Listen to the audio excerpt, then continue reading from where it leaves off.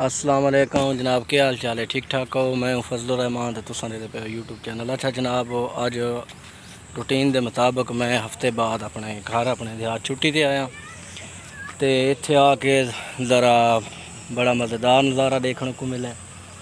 तो पता है कि सबका हालिया पिछू 2 दिन पहले बड़ी ज़बरदस्त तेज़ तरीन बारिशां थी, जिसकी वजह तो जनाब अली हर तरफ फ्लड ही फ्लड तो पानी पानी, सैलाबी रेले और कई कीमती जाना भी ज़ाया थी गई।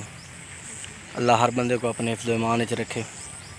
अच्छा, मैं जनाब पिछली दफ़ा जल्ले आया ना तो उस टाइम जनाब अली ये कोई 8 दिन पहले जनाब ये मुंजी असां लाई आई, काश्त की आई तो कोई नज़र आती पई उसी तो बहुत ज़बरदस्त रिस्पॉन्स है। 1 हफ्ते के विच माशाल्लाह ये मुंजी रिजल्ट अपना अच्छा दे गई है। तो इस वक्त मैं आया डेरे ते अपने ट्यूबवैल ते, वही पोजीशन, वही सेम लोकेशन, सेम जगह तो जनाब हर तरफ जड़ा ना एक अजीब जहा नज़ारा है। टोटली मुंजी मुंजी हो गई है जनाब हर पासे। तो मुंजी का एक फसल ऐसा है कि साढ़े पंजाब दे विच जड़ा मुंजी का फसल है वो तकरीबन बहुत ज़्यादा तादाद लाया वेंदा, काश्त किया वेंदा, यानी कि धान का फसल। तो इस टाइम मैं डेरे ते और बड़ा ज़बरदस्त व्यू है। तो देख सकते हो सामने ट्यूबवैल चल रहा जनाब वाला। एक मसला थी कि बारिशों की वजह तो मेरा जोड़ा बोर आई ना ये बैठ गया। ये तो मैं नजर दिखा दें, ये बोर जनाब वाली मैं कराया ही पहले तो बारिशों थी की वजह तो ये जनाब जो खड्डा लगा पे ना तो नज़र आता पे, एक खड्डा मार के तो ये बोर किया गया 8 इंच को नज़र आसी, फुडिशन भी पे है। तो बारिशों की वजह तो ना ये बड़ा मसला बन गया। ये देखो ये हम मेरे को प्लेटा चावनियाँ पोसन उत्तू सारियाँ तकरीबन ये चंगी बर्थी पावनी पोसी, क्योंकि तो नज़र आता पे उसी थले पैप भी वो सामने देखो। इस पैप अगर बाह गया तो मेरी सारी मेहनत ज़ाया थी वैसे।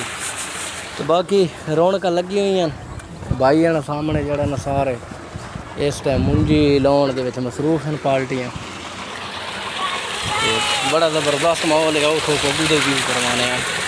असल दे ना पिछले हफ्ते थोड़ा जहा मेरे को मसला आया रहे, मैं अपना व्लॉग अपने सही ना बना सका और सही अपलोड ना कर सका। इंशाल्लाह दोबारा कंटिन्यू कर सा इथां और नाल नाल थोकू डिटेल भी देंदे रसा।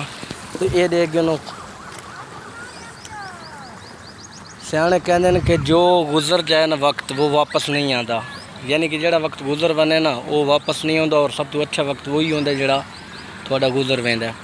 तो बाकी ये है कि सामने वो जामनू का बूटा तो नज़र आता पे, असी बड़े ज़बरदस्त जामनू हैं। 1 हफ्ते बाद बंदे को मौका मिलता है आने का।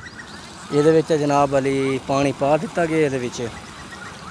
तो बाकी ये तो नज़र आता पे उस साइडा तो सारी मुंजी मुंजी हो गई है।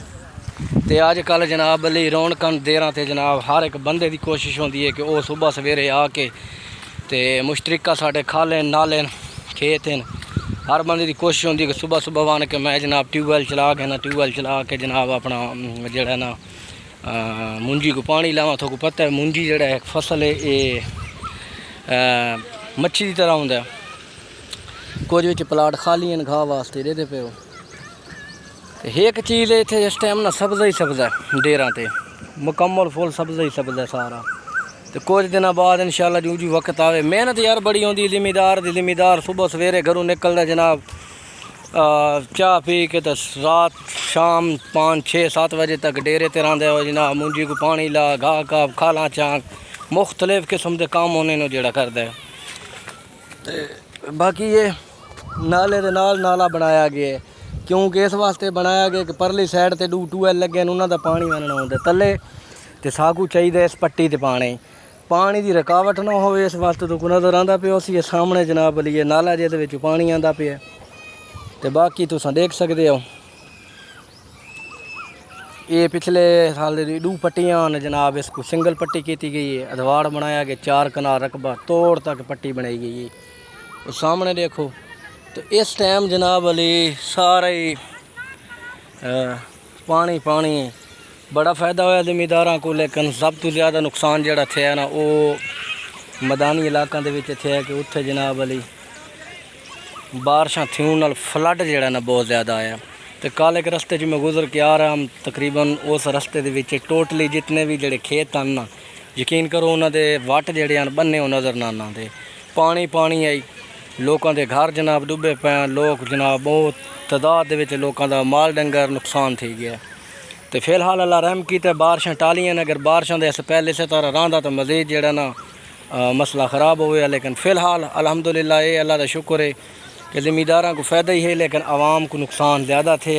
अल्लाह ये रंग नुकसान तो बचावे। तो पता है कि ये सीज़न जेड़ा होंदा है ये होंदा है बारिशां दा सीज़न, सावन दा महीना।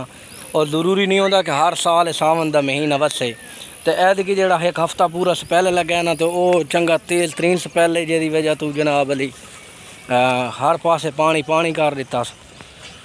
अल्लाह खैर करसी। ज़मींदार को आखिर तक जड़ा ना इंतज़ार होंदा, फसल भावें दी कट्टी भी बने ना, जब तक उसकी घर नहीं आती तब तक वो मुतमिन नहीं होंदा। एक ऐसा उसका कारोबार है। तो दूजा रेट भी उसकी किस्मत दे होने। कई लोगों की जी कणक है गंदम है वो हालों तक उन्होंने घरों के महफूज पई है, रेट उसे बिल्कुल ना होने के बराबर है। हालों तक लोग कोई उस ये हम जो मुंजी की फसल है ज़रूरी है कि इस खर्चा कॉस्ट बहुत ज़्यादा आती है।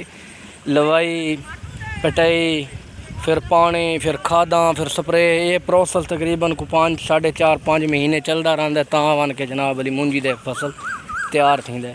तो बाकी डेरे अल्हम्दुलिल्लाह बड़े मज़ेदार हैं। डेरा रंगी रौनक कितें कोनी। दरख्तों की जी है ना वो बड़ी पिछों व्यू च नज़र आता पियो सी। दरख्त बड़े मज़े दे विच बारिशां थी नाल साफ़ सुथरे हो गए। उन्होंने एक पिक बन गई है, एक जड़ा ना चमक उन्होंने आ गई है, सबदा ही सबदा नज़र आ रहा है। बाकी तो आप खुद देख सकते हो जनाब, वो सामने पनीरी है कुछ रह गई है बकाया जनाब वाली सारी लग गई है। तो चलो अल्लाह जो भी कर सी भले वास्ते करदा इंसान वास्ते। तो बाकी लास्ट ते मेरी रिक्वेस्ट है कि चैनल को सब्सक्राइब मारा करो, लाइक किया करो, कमेंट्स भी किया करो, और अपना शहर का नाम, देहात का नाम, कंट्री का नाम कितों तुस मेरे भी लोग दे दो या मेरी वीडियो को पसंद कर दियो, लाजमी कमेंट्स वगैरह किए करो। तो मिलसा इंशाल्लाह नेक्स्ट वीडियो दे। तब तक के लिए मेरे को दो इजाज़त। अपना रखो ख्याल, इंशाल्लाह दोबारा मिलेंगे। अल्लाह हाफिज़।